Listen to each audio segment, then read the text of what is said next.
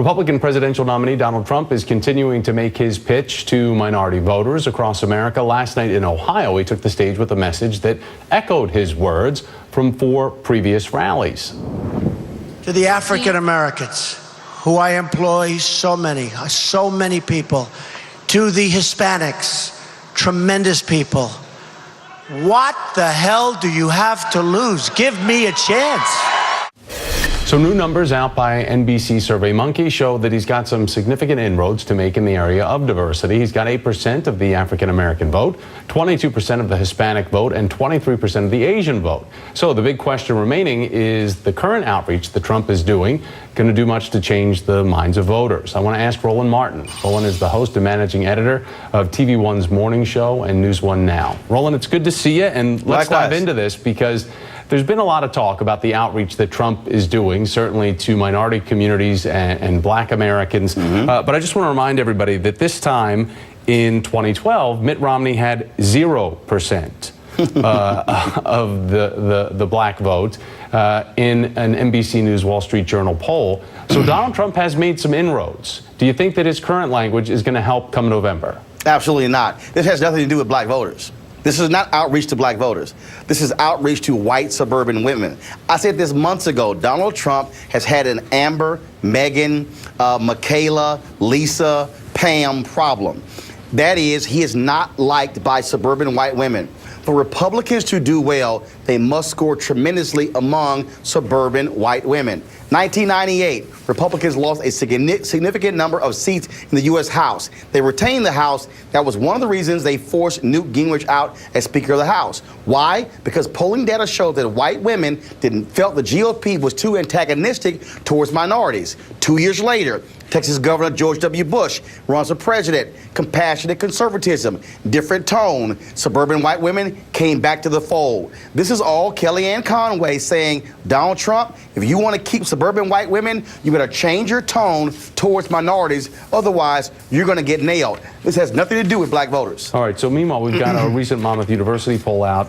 It shows that Donald Trump is trailing Hillary Clinton by 30 points among educated white women. This is 57 to 27%. So again, you're saying that the reason why Donald Trump has turned down the NAACP convention invitation or anything from the Urban League or from the NABJ to show up there and talk to minority folks in their own spaces, right, is evidence that really those speeches that he's giving last night in Akron or elsewhere are really targeting people that could feel okay with voting for him because he believes in minority rights or minority motion? This is precisely. That's exactly what this is. Here's the deal. President Ronald Reagan, when he ran for president, he spoke to the National Urban League. Vice President George H.W. Bush, George W. Bush, John McCain, Mitt Romney, all of them, they have spoken to various groups, NAACP as well. So Donald Trump, I get he didn't speak to the NAACP because his convention was going on in Cincinnati.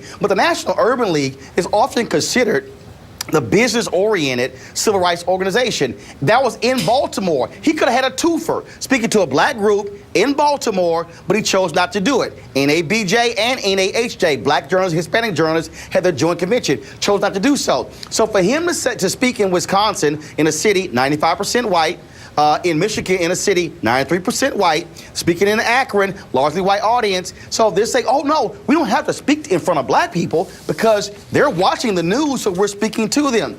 This has nothing to do with minority voters because remember, you have white women who are saying to their husbands, you are not going to support that guy. They've got their children as well. So Trump has to make them feel comfortable if they're not supporting somebody who's being called a bigot or a racist. I'm not confused by this at all. Not only that, Thomas, when's the last time you've seen Donald Trump sit down with African-American journalists in the black press, black newspapers, folks in radio, television? And so he won't do it. They talk, oh, well, we might do it. He's not going to do it. He has to be challenged to do so. If you want to reach black people, come talk to Tom Joyner, largest urban radio show in America, 8 million listeners. TV One, only black network with a news show. But he will not do it because that means actually having to confront the issues black folks care about on their terms. I mean, he'll give a press conference. He'll take to a microphone. Hillary Clinton will not give a press conference, whether you're black, white, or Martian.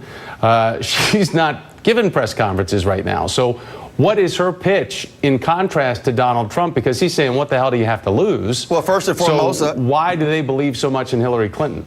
Well, because first and foremost, Republicans historically ignore African Americans. Black voters are some of the smartest voters in America. This is not, where, they're just giving their votes away. Mm-hmm. No, African Americans are responding to who is responding to them. And that is on issues such as HBCUs, empowerment zones, school choice, when it comes to issue of criminal justice reform, when it comes to voting rights. Donald Trump will not talk to black journalists because he's going to have to answer to what's happening in North Carolina when it comes to voter suppression. And so my challenge to you, Donald, if you want to talk about black folks, come talk to black folks. And I know he probably has an open invitation to come see you, Roland Martin, host and anytime, managing editor any day. of TV1's morning show, News 1 Now. Roland, nice to see you, sir. Thank you. Likewise.